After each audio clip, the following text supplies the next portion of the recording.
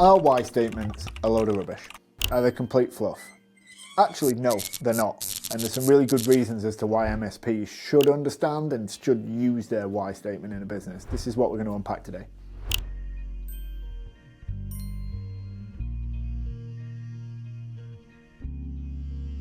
So this is an early stage conversation. This is the discovery process. And I've sat in lots of discovery processes and been through this. And one of the initial foundational questions that we'll always ask is, what's your why? Why do you exist? And I met with either tumbleweeds or met with overly verbose responses where they're trying to convince themselves as to what their why is.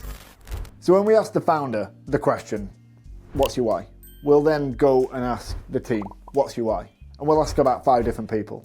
And pretty much every single time we get 5 different answers back. And there's a reason for that. Often the reason is because we have this kind of locker in our head where we think that's ours, that's for us. We don't need everybody else to know that. And sometimes it's unconscious, sometimes it's conscious. But if we don't cascade it through to the team, then how do we expect people to live up to that why and think about that why, again, consciously or unconsciously? So the reason a lot of the time is communication. It's much like a lot of things. You know, if we haven't cascaded something down, we can't expect osmosis to go, everybody just knows now. And when they don't know, how do they live up to it? Here's the question.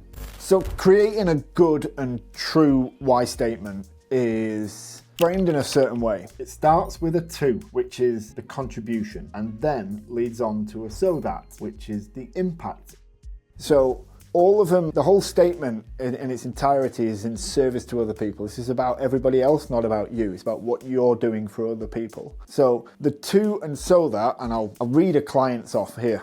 So I don't remember all of the clients' ones that we've done, but he's happy for me to share it, which is to deliver the impossible under pressure so that organizations transform their perception of what's possible. So the thing is, that might not work for you. It might work for you. And this is very, very personal. This doesn't just happen from, let's go on Claude or ChatGPT and let's say, what sounds good as a to so that statement for an IT company? It doesn't work like that. This has to be built around stories and themes and patterns of things that have come up in each story. And what tends to be, or what happens when we do this, is we are the people who sit there and listen to you guys. And this doesn't have to be me, this can be anybody doing this, but it can't be somebody who already has these preconceived ideas as to who they are and what that is. You know, we're not there to fix, we're not there to judge, we're not there to solve anything. We're just looking for patterns and asking lots of questions, kind of like an interview. It's quite a vulnerable and a raw moment, going through all the highs and lows of the business, and this happens on a personal basis as well. But ultimately you end up with this statement. With a bit of refinement, it becomes your statement. Now,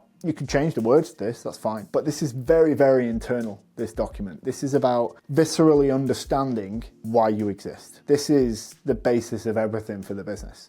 And everybody's got one. Every business has got one. So I'm a business owner. I have a why statement personally, and I have one for the business as well. So I made a mistake. You know, I was a little bit cocky and I thought, well, I've done loads of these, I can do it for myself. That was a little bit wrong, because what came is just validation and affirmation and playing with AI until it sounded good. And it wasn't right, and it didn't excite me, and I ended up building a bit of a business model around something that connected to that with values that weren't correct, that I was never standing up for, and just became a little bit disenfranchised with it all, to be honest, until I decided to open my Yorkshire pockets and blow off the cobwebs and spend some money and get somebody else to do it for me. I actually did it with the Simon Sinek team, and we did it with me personally, and then we did it for the business. And the why statement that we ended up with was to help leaders see what they can't see for themselves so they can unlock the potential that was always there, creating ripples that transform their teams, families and communities. And yes, that's a mouthful, but it talks to everything that I care about. It's not something, I remember the premise of this.